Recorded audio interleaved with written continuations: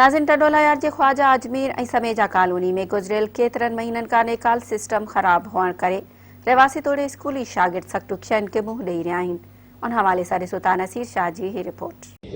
नाज़रीन असां ٹنڈوالهيار जे ख्वाजा अजमेर कॉलोनी ऐं समेजा कॉलोनी में बीठा आहियूं ऐं उते जेको आहे सो नेकाल जो सिस्टम आहे जेको सो नाकारा बनियल आहे ऐं उते रहिवासियुनि जो चवणु आहे त असां बार बार इंतिज़ामिया ज़िले इंतिज़ामिया तोड़े म्यूनसिपालिटी जे इंतिज़ामिया खे पंहिंजो एप्लीकेशनूं बि ॾिनियूं आहिनि, दरख़्वास्तूं बि ॾिनियूं आहिनि, पर पाणी जो नेकाल न थियण जे करे ऐं जेको सो रहिवासियुनि चयो त पाणी जे न करे मच्छरनि ऐं बीमारी जो जेको आहे सो आज़ार पंहिंजो वधिजण जो ख़दशो आहे ऐं असां सख़्तु परेशान आहियूं। अचो त हितां जे माण्हुनि खां व्यूज़ था वठूं त उनजो छा चवणु आहे। रोडनि ते पाणी बीठो आहे जंहिंमें असांजे स्कूल जे ॿारनि खे अचण वञण में तकलीफ़ थिए थी ऐं ख़ासि करे जेके पोढ़ा आहिनि उन्हनि खे निमाज़ ते वञण ते बि तकलीफ़ थिए थी, छो निकास न हुअण जे करे असीं आला अमलदारनि खां इहो अपील था करियूं त निकास जो को बंदोबस्तु कयो वञे। पाणी किनो हुजे त गटर में असां किरी पयूं था, अंदरि मुंहिंजे भाउ कल्ह किरी पियो, अंदरि किनो थी वियो, वरी धोई आयासीं घरां असां किने पाणी गटर जे करे स्कूल में नथा अचूं, असां हुतां खां फिरी अचूं था असां स्कूल में ई किनो पाणी आहे। ऐं जेका तव्हां रोड ते ॾिसो पिया कंडीशन जेका आहे पाणी जी जेको आहे ड्रेन सिस्टम तमामु तबाह थी चुको आहे।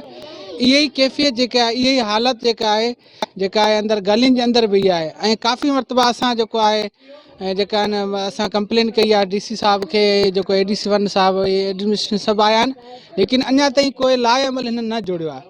वरी बि असां जेका रिक्वेस्ट कयूं था आला अमलदारनि खे त जल्द में जल्द इन मसइले खे हल कयो वञे। पाणी जैसे मसइला सुबुह अचो त असांजी गाॾी ॾिस त गाॾियूं मट सभु कपिड़ा ॿिया असांजी ख़राबु करे इन जे सही ही रिक्वेस्ट आहे इन जे सही कुझु कयो।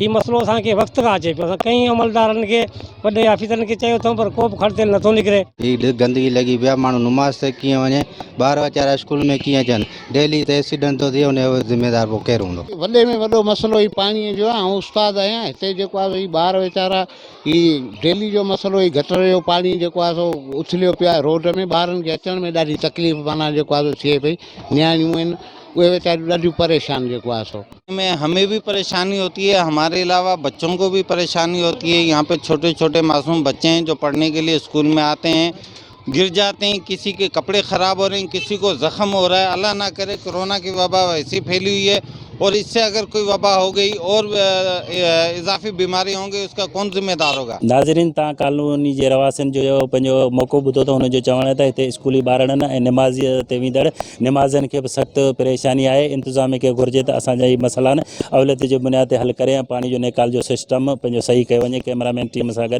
नसीर मोहन शाह, मेरान TV।